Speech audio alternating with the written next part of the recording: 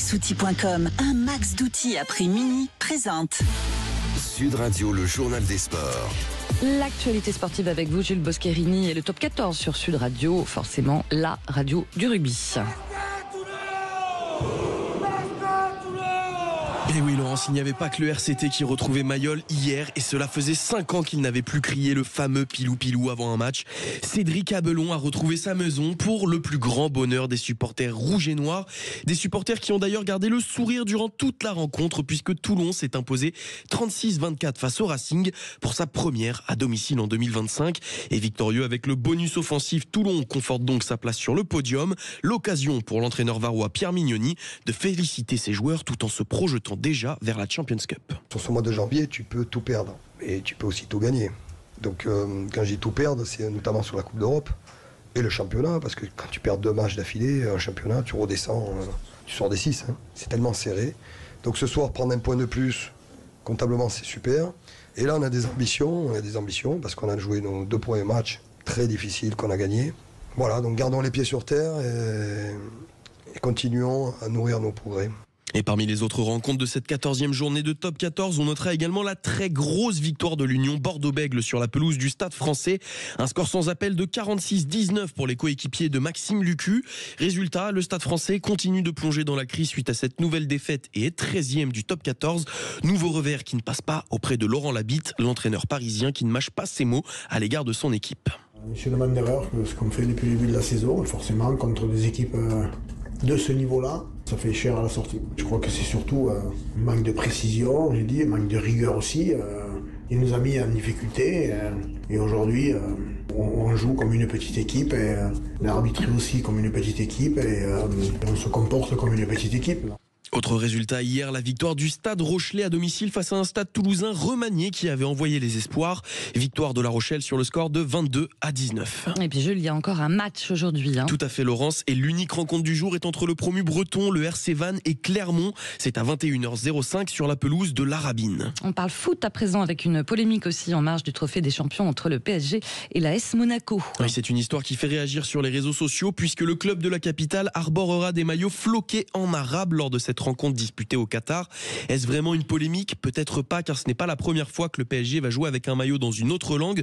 On vous le rappelle, il y a 2 ans, pour célébrer le Nouvel An chinois, le Paris Saint-Germain avait floqué le nom de ses joueurs en mandarin. Quoi qu'il en soit, le match aura lieu à 17h30. Du tennis maintenant dans l'actualité sportive et un Français qui peut décrocher un titre aujourd'hui. C'est Alexandre Müller, 61e joueur mondial, qui dispute la finale de l'ATP 250 de Hong Kong face au japonais Kei Nishikori. Et en cas de victoire, le Français de 27 ans décrocherait le 4e titre de sa carrière. Début de cette finale à 9h30. Et puis hier, 580 pilotes et copilotes ont pris le départ de la mythique course du Dakar depuis l'Arabie Saoudite. Oui, c'est le 47e du nom et surtout le 5e en Arabie Saoudite. Mais derrière cette course organisée dans le plus grand pays du Moyen-Orient se cache l'un des piliers du soft power saoudien. Le royaume entend jouer là-dessus pour reprendre le leadership de la région au Qatar. Toutes les précisions avec Vincent Chaudel, président de l'Observatoire du Sport Business. Money is not a problem. Le fonds souverain PIF a annoncé un plan d'investissement de 2,3 milliards d'euros rien qu'en sponsoring. Puisque le football est le sport roi, alors banco pour acheter Newcastle, 371 millions de dollars. Organiser les Supercoupes d'Italie et d'Espagne, recruter Ronaldo, Neymar, Benzema pour exploser la Saudi Pro League, puis candidater et devenir le pays hôte de la Coupe du Monde 2034. Si on ajoute quelques combats de boxe, un Grand Prix de Formule 1, un nouveau circuit de golf et la création d'une nouvelle compétition de tennis, il est fort à parier que l'Arabie Saoudite devienne l'épicentre du sport mondial pour au moins une décennie. Et voilà, c'était Vincent Chaudel. On passe au ski maintenant. En ski, victime d'une lourde chute le 27 décembre dernier sur la dangereuse piste de Bormio en Italie, Cyprien Sarrazin a été rapatrié en France hier, Julien. Oui, et à cette occasion, le médecin de l'équipe de France de ski, Stéphane Bull, a tenu hier une conférence de presse pour faire le point sur l'état de santé du skieur.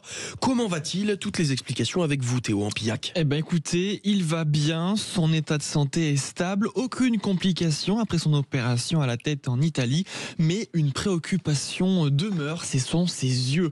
Depuis le traumatisme crânien, il souffre de diplopie, c'est un trouble de la vision qu'il fait voir en double et qui peut être très handicapant pour la suite.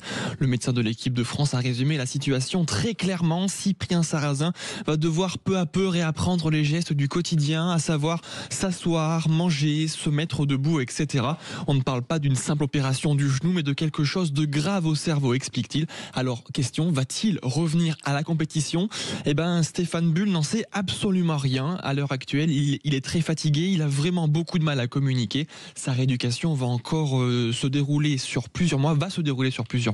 La Fédération française de ski assure, elle, qu'elle accompagnera Cyprien Sarrazin tout au long de sa convalescence pour, espérons-le, un retour sur les pistes la saison prochaine. Merci beaucoup Théo et on souhaite bien évidemment un bon rétablissement à Cyprien Sarrazin.